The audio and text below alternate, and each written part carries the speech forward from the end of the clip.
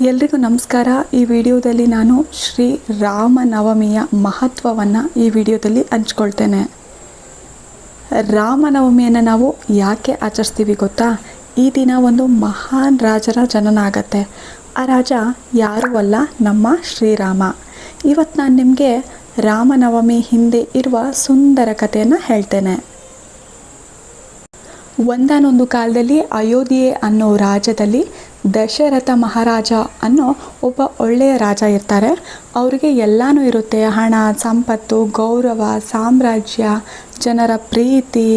ಆದರೆ ಒಂದೇ ಒಂದು ಕೊರತೆ ಇರುತ್ತೆ: ಅವರಿಗೆ ಮಕ್ಕಳಿರೋದಿಲ್ಲ. ಒಂದಿನ ಒಬ್ಬ ಮಹರ್ಷಿ ಹೇಳ್ತಾರೆ, ಮಹಾರಾಜ ನೀವು ಪುತ್ರಕಾಮಿಷ್ಟಿ ಯಜ್ಞವನ್ನು ಮಾಡಿಸಿ ಅಂತ. ಆಗ ರಾಜರು ಕೂಡ ಭಕ್ತಿಯಿಂದ ಯಜ್ಞವನ್ನು ಮಾಡಿಸ್ತಾರೆ. ಯಜ್ಞ ಮುಗಿದ ಮೇಲೆ ದೇವರು ಖುಷಿಪಟ್ಟು ಅವರಿಗೆ ಪ್ರಸಾದದ ರೂಪದಲ್ಲಿ ಪಾಯಸವನ್ನು ಕೊಡ್ತಾರೆ. ಅದನ್ನು ರಾಜ ತೆಗೆದುಕೊಂಡು ಬಂದು ತನ್ನ ರಾಣಿಯರಿಗೆ ಹಂಚ್ತಾರೆ. ಕೆಲವು ದಿನಗಳ ನಂತರ ಚೈತ್ರ ಮಾಸದ ನವಮಿ ದಿನ ರಾಜರ ಮನೆಗೆ ಸಂತೋಷದ ಸುದ್ದಿ ಬರುತ್ತೆ. 4 ಮಕ್ಕಳ ಜನನ ಆಗುತ್ತೆ. ಅದರಲ್ಲಿ ಮುಖ್ಯ ಮತ್ತು ಮೊದಲನೆಯವರು ಶ್ರೀರಾಮ. ಅಯೋಧ್ಯೆ ತುಂಬ ಸಂತೋಷದಿಂದ ಕಂಗೊಳಿಸುತ್ತೆ. ಆ ದಿನವನ್ನು ನಾವು ಇವತ್ತು ರಾಮನವಮಿ ಅಂತ ಆಚರಿಸ್ತೀವಿ. ರಾಮನು ದೊಡ್ಡವನಾದ ಮೇಲೆ ತುಂಬ ಸತ್ಯ, ನಿಷ್ಠೆ, ಧರ್ಮಪರ, ತಂದೆಯ ಮಾತಿಗಾಗಿ 14 ವರ್ಷ ವನವಾಸಕ್ಕೂ ಹೋದ ಅದ್ಭುತ ಮತ್ತು ಒಳ್ಳೆಯ ಮಗ ಶ್ರೀರಾಮ.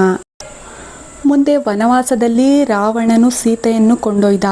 ಆದರೆ ರಾಮನು ಧೈರ್ಯದಿಂದ ಹೋರಾಡಿ ರಾವಣನನ್ನು ಸೋಲಿಸಿದ. ಇದರಿಂದ ನಮಗೆ ಸಿಗೋ ಪಾಠ ಏನು ಅಂದರೆ, ಸತ್ಯದಿಂದ ಇದ್ದರೆ ಗೆಲುವು ಯಾವಾಗಲೂ ನಮ್ಮದಾಗತ್ತೆ.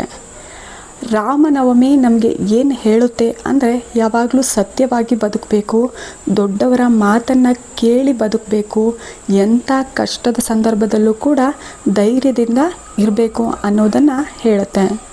ಈ ವಿಡಿಯೋ ನಿಮಗೆ ಇಷ್ಟ ಆದರೆ ದಯವಿಟ್ಟು ಒಂದು ಲೈಕ್ ಮಾಡಿ, ಶೇರ್ ಮಾಡಿ ಮತ್ತು ಸಬ್ಸ್ಕ್ರೈಬ್ ಮಾಡಿ. ಧನ್ಯವಾದಗಳು.